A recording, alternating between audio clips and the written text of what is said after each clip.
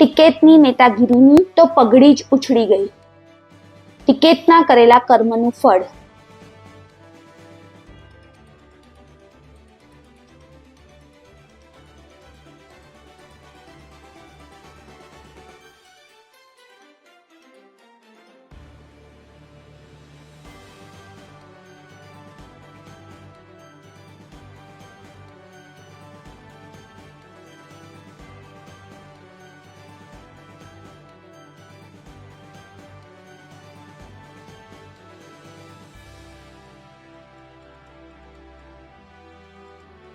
લાલ કિલ્લાની ઘટના માટે કેમ કોઈ દોષી નહીં? કોર્ટો પણ કેમ ચૂપ રહી હતી?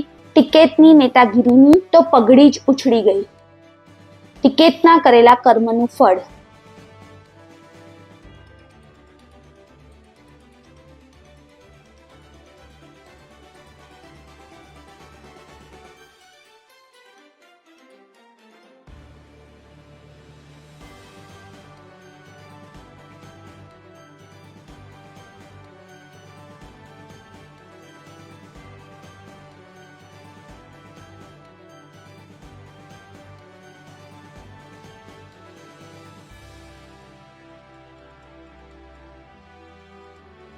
લાલ કિલ્લાની ઘટના માટે કેમ કોઈ દોષી નહીં? કોર્ટો પણ કેમ ચૂપ રહી હતી?